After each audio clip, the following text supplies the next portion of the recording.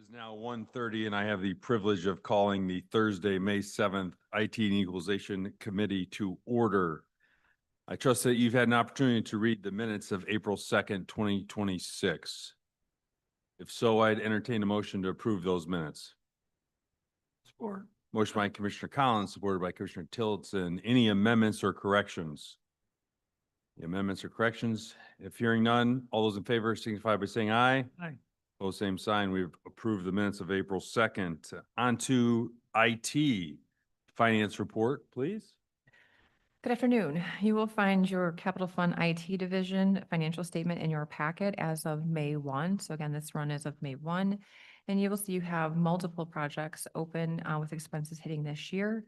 And a balance available for future projects is just over $258,000. I will attempt to answer any questions should you have them. Any questions of the finance report?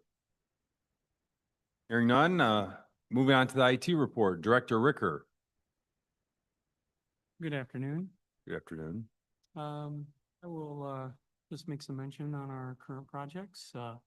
Our computer replacement program is well underway with a current remaining balance of $9,492.05, which we will utilize as needed throughout the remainder of the year. In addition, the judicial courtroom computer replacements are currently being completed as well. For our Microsoft 365 project, the IT department users are now migrated successfully, and we are now working through some additional items that have been identified to ensure a smooth transition for our other department users before proceeding further. These are minor items, but we want to make sure that they are handled correctly. We have also migrated a couple other users for non-IT departments successfully as well. So those projects are going good. We just want to make sure everything goes smooth. Other than that, if there's any other questions, I'll be happy to answer those. Any questions of the IT report? Hearing none, thank you, Director Ricker. On to communications.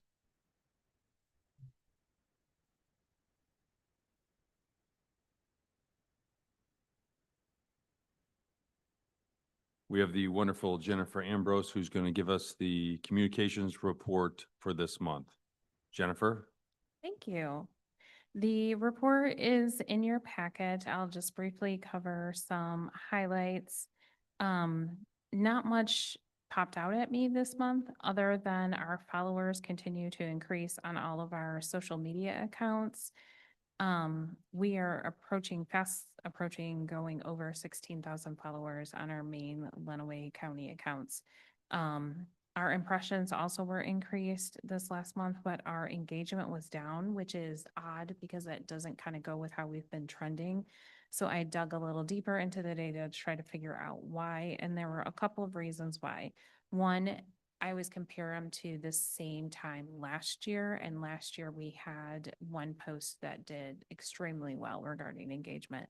So that kind of skewed it a little bit. The other reason is our meeting views were also down, and they were kind of down across the board. So both on our website as well as on Facebook and YouTube. So, and that's in here too. In the pie graph, you can see we were under 6,000 video views for the month, and normally that number is a lot higher.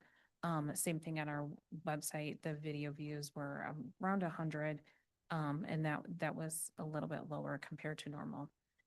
I couldn't tell you why, other than stable, good governance is not good for video views online. So. Can you repeat that? I'm not sure if your microphone was on or not. Stable, good governance is not good for video views online. So good for us, bad for the viewership, but we are still engaging with the public and are still offering that service, and people can find out what we are doing by visiting the website and watching the meetings. We just aren't getting a ton of views, which is okay. It's actually a good thing, I think. Top posts on social media, the hiring always does very well, as well as we have a lot of events happening right now, which means I'm posting a lot. We had a sobriety court graduation this last month. On the health department side, the materials management posts always do very, very well as a lot of the environmental health information that's going out. A lot of their seasonal programs are kicking off the vector-borne surveillance program as well as the beach monitoring. And then with Department on Aging, our top posts are always what is happening in the senior centers. Part of it is we're showing actually activities that are happening and people are participating, and everybody interacts with those really well. On the email communication side, we continue to send out those weekly newsletters as well as the monthly newsletters. Those numbers remain pretty stable compared to where they usually are. And that's all I have. Any questions of Director Ambrose in her report? Well, I have a few. Okay. Um, the followers that you listed, 15,000 or so followers, 16 on the It- main accounts. and that's all the accounts together? Correct. We have 6 that I regularly schedule posts for, but then that also includes, YouTube is also connected. So all of our videos go out on YouTube as well. And so anybody that subscribes to YouTube is also included in those numbers.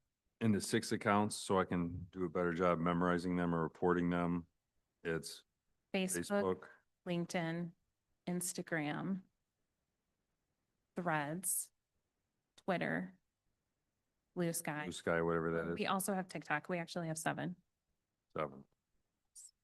And then if you count YouTube, 8. And remember, Chairman Van Doren, it does subscribe to Threads. We do Very have 2 tech Thread savvy. subscribers. I did not look in to see if he has subscribed to the. He's company. very tech savvy.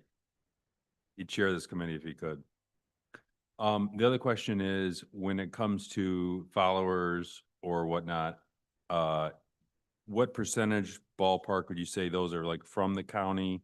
Does that include bots? And can you, describe to the regular, us other commissioners, what a bot is or some of those strange things that are on social media and the internet?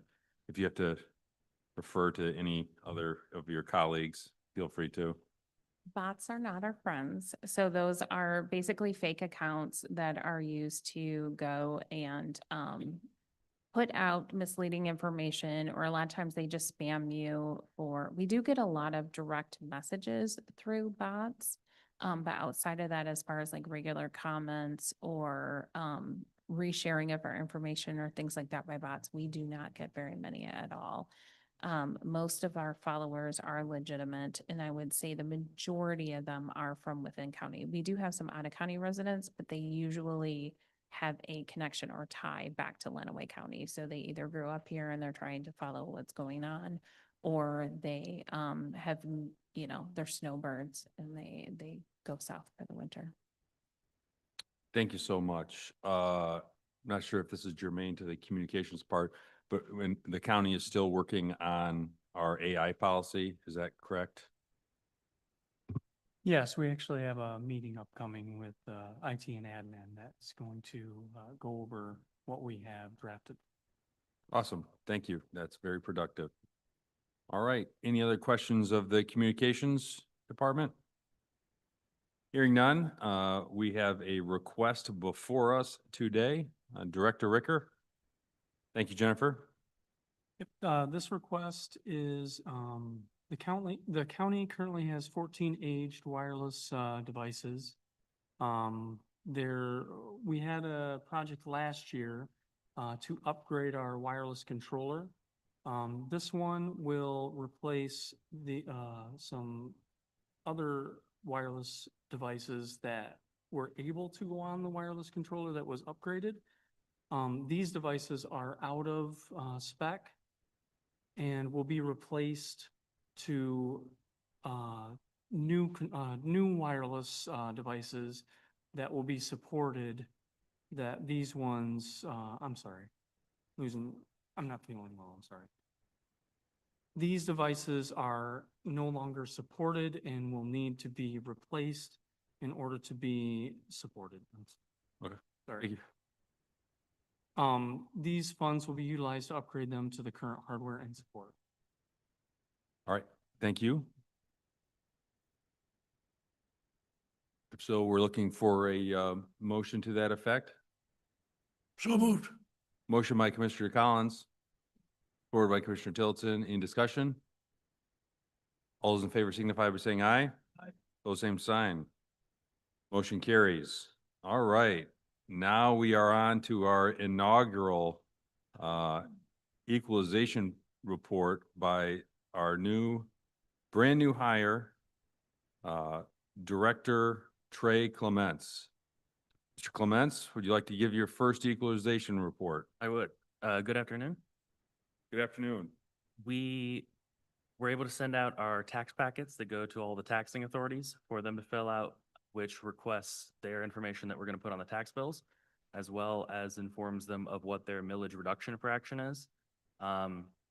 Briefly put, going back to the 70s with Headley, your millage has to roll back every year so that you can't really collect more than inflation. That's extremely oversimplified, but that's what we're doing.